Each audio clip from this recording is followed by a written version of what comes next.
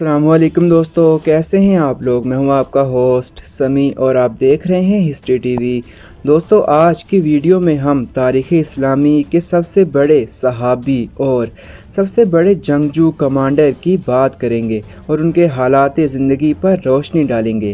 آج ہم خالد بن الولید المخزومی القرشی رضی اللہ تعالیٰ عنہ کے بارے میں بات کریں گے۔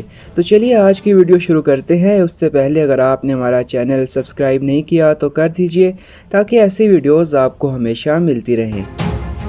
خالد بن ولید المخزومی القرشی رضی اللہ تعالیٰ عنہ صدر اسلام کے کمانڈر میں سے ہیں اور اہل اسلام کے نزدیک سیف اللہ اور سیف اللہ المسلول کے لقب سے مشہور ہیں۔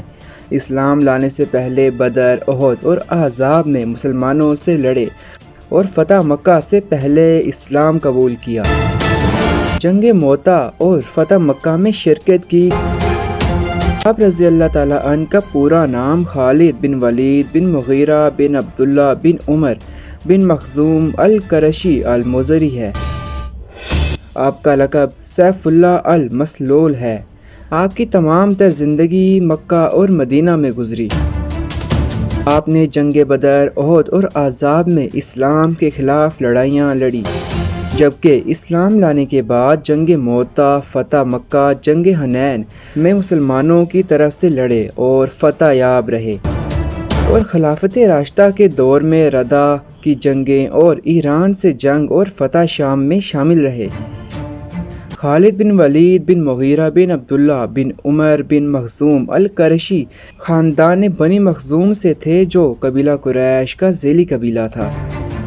اس نسبت سے خالد بن ولید رضی اللہ تعالیٰ عنہ قرشی ہیں۔ ان کی کنیت ابو سلیمان اور ایک روایت کے مطابق ابو الولید تھی۔ ان کا خاندان بنی مخزوم قریش قبیلے کے بڑے خاندانوں میں سے ایک تھا اور ان کی بنی ہاشم سے ہمیشہ رقابت رہی۔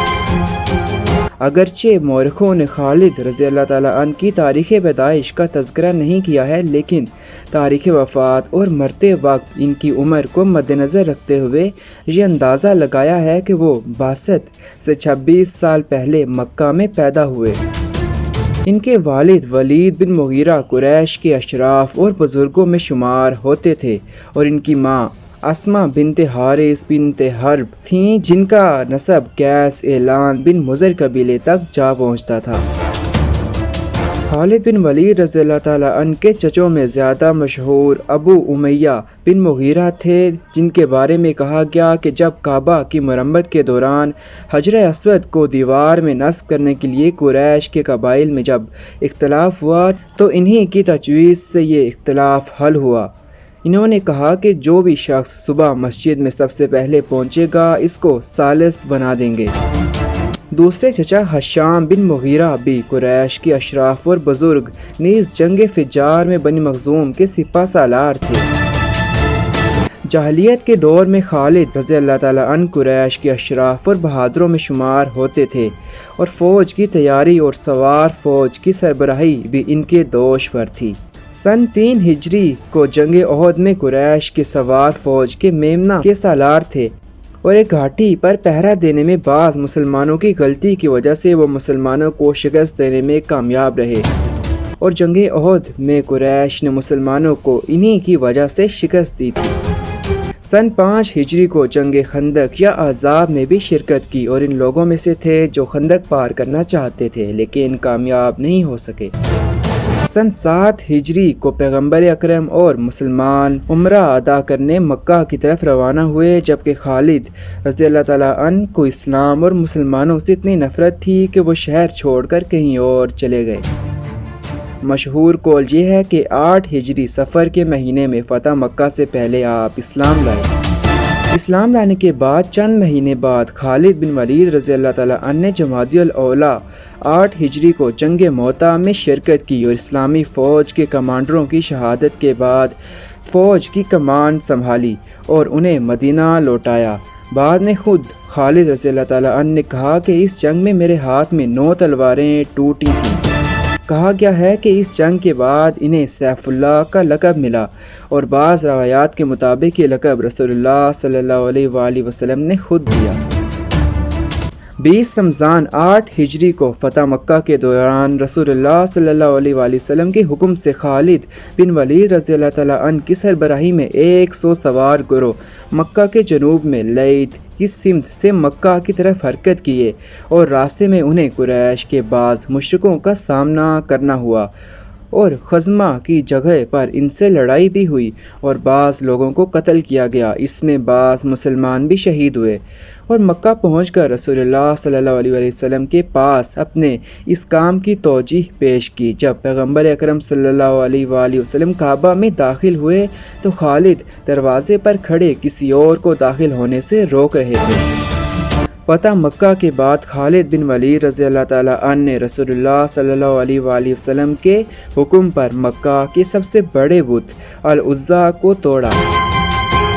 8 हिजरी शवाल के इब्तिदाई दिनों में हज़रत सल्लल्लाहु अलैहि वसल्लम ने खालिद बिन वलीद रज़ी अल्लाह तआला अन्हु को महाजिरीन, अंसार और बनी सलीम का 350 नफर पर मुश्तमिल गिरोह के साथ मक्का के इतराफ में बनी खुज़ैमा को इस्लाम की दावत देने भेजा।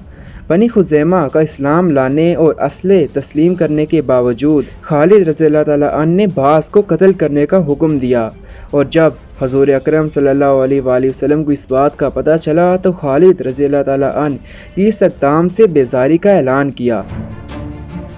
सन 11 हिजरी के अवाखिर में खालिद यमामा की जानिब चले और अकरबा नामी जगह पर नबूवत का झूठा दावेदार मुसलमा कज़्ज़ाब और कबीला बनी हनीफा से इसके साथियों के साथ जंग की और मुसलमा कज़्ज़ाब को कत्ल किया और फितना को खामोश कर दिया।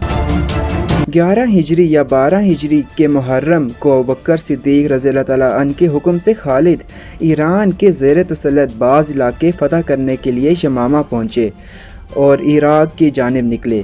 खालिद रज़ी अल्लाह तआला अन्हु अबू बकर रज़ी अल्लाह तआला अन्हु के हुक्म के मुताबिक उबला यानी बसरा के मशरिक़ में दजला के किनारे पहुँचे और वहाँ से फतूहात का आगाज़ किया और इराक़ के बाज़ जगहों यानी मज़ार, वजला, अलैस, नहर अदम और अमगेशिया में बास फतूहात अंजाम दी और 12 हिजरी को मलूकुल खम्मी का दारुल खिलाफा हेरा फ़तह करने के बाद इराक़ के बाज़ दीगर अहम शहरों को भी जंग या सुलह से फ़तह किया।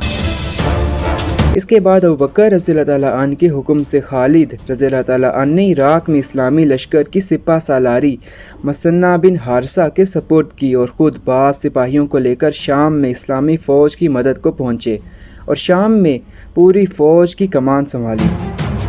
उमर रज़ी अल्लाह तआला अन्हु की खिलाफत के आगाज़ यानी जमादी अल-सानी 13 हिजरी को खालिद बिन वलीद रज़ी अल्लाह तआला अन्हु खलीफा के हुक्म से शाम की सिपा सालारी से माज़ूल हुए और इनकी जगह अबू उबैदा जर्राह रज़ी अल्लाह तआला अन्हु मंसूब हुए।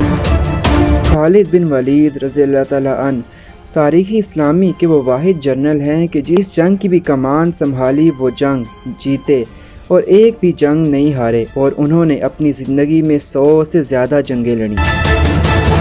एक रवायत में आता है कि खालिद रज़ी अल्लाह तआला अन्हु इस्तीफ़ा देने या बरतरफ होने के बाद मदीना चले गए और इसके कुछ अरसा के बाद बीमार हुए और वहीं पर वफ़ात पाई और खलीफा ने इनकी जनाजा में शिरकत की। एक और मशहूर रवायत के मुताबिक खालिद रज़ी अल्लाह तआला अन्हु बरतरफ होने के बाद उम्रा अंजाम देने चले गए, फिर हम्स में गोशा नशीन इख्तियार कर गए। शाम में खालिद बिन वलीद रज़ी अल्लाह तआला अन्हु की बहुत सी औलाद थी। इनमें से महाजिर, अब्दुल्ला, सुलेमान और अब्दुल रहमान शाम में ताउन की बीमारी आने से फौत हो गए और बाज़ रवायात के मुताबिक ताउन से इनके 40 बेटे मर गए और इनकी नस्ल ख़त्म हो गई। लेकिन बाज़ मुआसिर मौरख़ीन का कहना है कि खालिद रज़ी अल्लाह तआला अन्हु की नस्ल आज भी ज़िंदा है। ये कौल ज़्यादा सही लगता है क्योंकि अरब में 1925 तक आले रशीद की एक रियासत थी जो अपना शजर नसब खालिद बिन वलीद रज़ी अल्लाह तआला अन्हु से मिलाते थे और आज भी अरब में बनी खालिद अल मखज़ूमी अल क़रशी की पहचान से इनकी औलाद बकसरत आबाद है। खालिद बिन वलीद रज़ी अल्लाह तआला अन्हु की कुछ औलाद पाकिस्तान में भी आबाद है। पाकिस्तान के सूबा सिंध में ये लोग कसरत से आबाद हैं और इनको काजी कुरैशी कहा जाता है। लेकिन याद रहे, हर काजी कुरैशी हो ये ज़रूरी नहीं है। اور اگر کوئی خود کو قاضی قریشی کہے بھی تو ضروری نہیں ہے کہ وہ حضرت خالد بن ولید رضی اللہ تعالیٰ عنہ کی نسبت سے ہی قریشی ہے، کیونکہ آوان علوی قریش بھی اپنے ساتھ قاضی کا لقب لگاتے ہیں۔ اس کے علاوہ کچھ غیر قریشی قومیں جیسے کہ گجر، مغل اور جدون وغیرہ بھی اپنے ساتھ قاضی کا لقب لگاتے ہیں۔